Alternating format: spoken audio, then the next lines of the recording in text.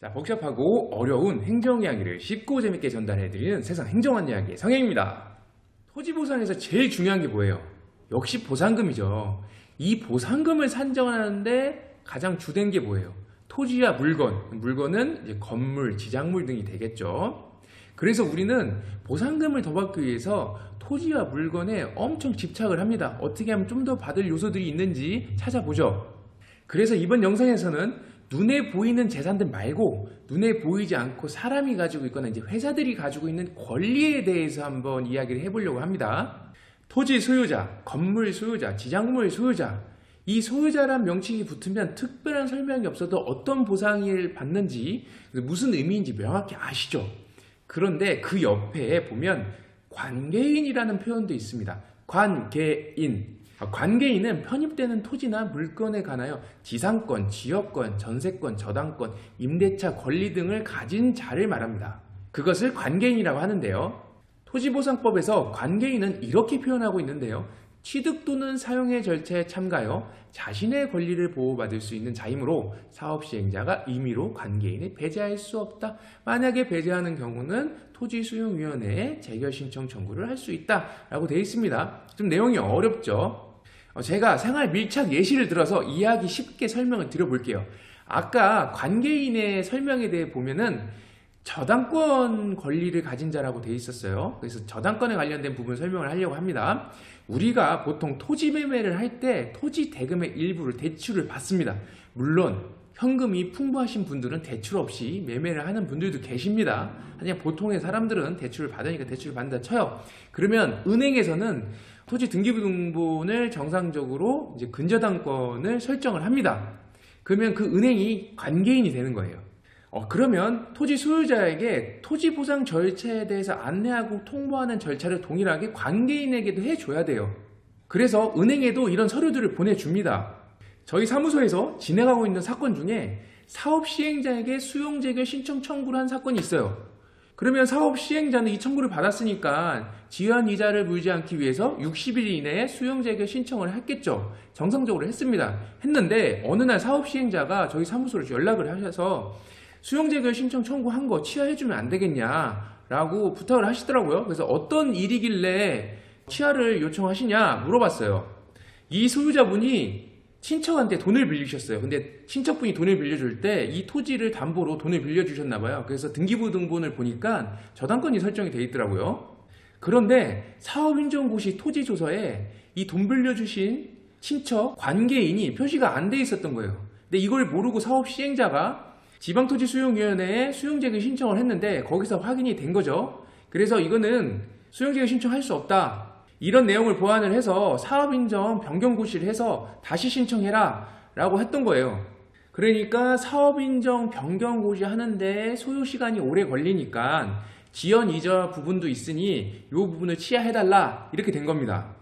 또 다른 의뢰인분은 은행의 VIP신가 봐요. 돈을 많이 빌렸다는 얘기겠죠. 토지보상 불복 절차를 진행하셨습니다. 수용재결이 끝났고요. 수용재결서를 기다리고 있는데 은행이 먼저 그런 재결서를 받아왔나 봐요. 그래서 은행에서 연락이 와서 친절히 안내를 해주더라고요. 네, 안녕하세요. 무슨 은행입니다. 수용재결이 끝난 걸로 알고 있는데 보상금 수령하시는 거 축하드리고요. 그런데 보상금 수령하러 가시려면 여기 근저당은 해지하시고 가셔야 아마 계약 체결이 될 거예요. 그래서 사업 시행자로 계약하러 가기 전에 시간 되시면 법무사와 은행에서 차 한잔 하시게요. 한번 오세요. 라고 이제 전화가 와요. 보니까 이 보상금 수령이 확실한 시기가 되면 은행에서도 먼저 근저당권을 해제를 해줍니다. 제가 보니까 소유권 이전 등기 업무의 기술적인 부분 같아요. 사업 시행자도 근저당권을 해제하고 와야지 본인들도 온전하게 토지를 취득하는 거니까 해제하고 오라고 해요. 그러면 은행에서도 돈 받을 날짜 확실하니까 근저당권을 미리 해지해 주는 것 같더라고요. 그리고 참고적으로 근저당권 해지 법무사 비용은 토지 소유자가 부담하는 겁니다. 또 이런 분이 있었습니다. 보상금을 협의 단계 때에 수령하실 목적으로 은행에 찾아가서 법무사 비용을 들여서 근저당을 해지를 하셨습니다. 그리고 필요한 서류를 준비를 해서 사업 시행지를 찾아갔죠. 그래서 이제 계약을 체결하기 위해서. 근데 계약을 체결하는 도중에 무슨 이유인지는 모르겠지만 감정적으로 기분이 상했어요. 그래서 계약을 파기하고 모든 서류를 다 회수해서 오셨어요. 그래서 어차피 이렇게 된 바에는 보상금 불복 절차를 가겠다 해서 이제 저희 사무소에서 의뢰를 하셨죠. 그런데 은행 입장에서는 곧 대출금이 상환될 줄 알고 근저당을 미리 해지해 준 거잖아요. 근데 이 하루 이틀 지나도 상환이 안 돼. 그래서 이상하다 해서 이제 소유자한테 전화해서 확인해 보니까 불복 절차를 진행하신대요. 근데 불복 절차는 6개월 이상 됐는데 근저당 설정 없이 6개월을 버틴다? 은행에서도 되게 불안하겠죠. 그래서 이런 부분에 대해서 상환이 지연될 것 같으니 다시 근저당 설정하셔야 됩니다 라고 안내를 해줬고, 이 소유자분은 다시 법무사 비용 들여서 근저당 설정을 했습니다. 법무사 비용이 2배로 지출된 거죠. 여기서 조금 TMI인데 근저당권 해지를 위한 법무사 비용을 아끼는 팁 하나를 알려드리면, 팁 아닌 팁이죠. 이 팁은 불복 절차를 진행해야지만 가능한 팁인데요. 불복 절차를 진행을 했습니다. 그래서 수용재결이 끝났고 수용재결에 따른 보상금이 나왔습니다. 그런데 이 돈을 안 찾고 놔두면 수용 개시일날 사업 시행자는 법원에 공탁을 합니다. 이 공탁을 할 때에 사업 시행자는 부동산을 원시 취득하게 됩니다. 그런 과정에서 자동으로 근저당이 해제됩니다.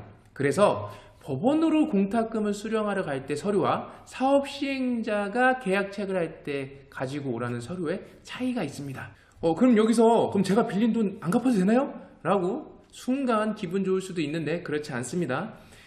내가 갚아야 될 돈은 빼고 보상금을 수령할 수 있는 겁니다. 먼저 사업 시행자와 계약을 통해서 보상금을 수령할 때 필요한 서류 설명을 드리면, 근저당 해지해야겠죠. 해지하고 해지한 서류 챙겨야 되고, 통장 사본, 인감 도장, 인감 증명서는 일반용과 매도용, 주민등록 초본, 토지 대장, 등기 필증, 국세 완납 증명서, 지방세 완납 증명서 등등등 여러 가지 서류가 필요합니다. 이거는 사업 시행자마다 조금씩 차이가 있습니다. 하여튼 보통 이렇게 필요하다라는 부분이고요. 반면 법원에 공탁금을 수령하기 위해서 필요한 서류는 개인 기준으로 했을 때 공탁금액이 5천만 원 초과인 경우, 보통 보상금은 5천만 원 이상이니까 5천만 원 초과인 경우는 공탁통지서, 인감증명서, 인감도장, 신분증 이것만 있으면 됩니다. 심지어 온라인 신청도 가능합니다. 매우 단순하죠. 그런데 단점도 있습니다. 장점만 있을 수는 없죠. 첫 번째 단점은 보상금을 좀 늦게 찾을 수밖에 없어요. 왜 그러냐면 공탁이라는 것은 수용 개시일날 법원에 공탁금을 주고 소유권을 취득하는 거잖아요. 그렇기 때문에 이 공탁금으로 돈을 찾으려면 수용 개시 이후에 가야 된다. 그래서 좀 늦게 찾아야 된다는 거 하나랑, 두 번째는 법원 주차가 매우 어렵다는 겁니다. 이게 단점이에요. 저당권과 관련된 관계인에 대해서 쭉 설명을 했고, 그 다음에 에피소드도 이야기를 했습니다. 그리고 이제 관계인에 보면은 또 임차권에 관련된 부분도 있어요. 그래서 임차권 권리에 대해서 설명을 할 텐데, 우리 일상생활에서 임차권이라 하면 뭐가 있겠어요? 쉽게 세입자가 있잖아요. 세입자. 그래서 세입자와 관련된 보상인데, 이제 세입자는 주거를 목적으로 주거용 건축물에 있는 세입자도 있고요. 또 사업을 목적으로 상가나 점포, 공장 등에 있는 세입자가 있습니다. 그래서 다음 시간 2탄에서는 이 주거용 건축물에 있는 세입자, 그 다음에 사업을 하는 세입자에 대한 권리에 대해서 설명을 하려고 합니다. 1탄 내용은 여기까지고요. 추가적으로 궁금한 게 있거나 아니면 상담받고 싶은 부분이 있으면 아래 연락처로 연락 주시면 제가 도움을 드리겠습니다. 시청해 주셔서 감사합니다.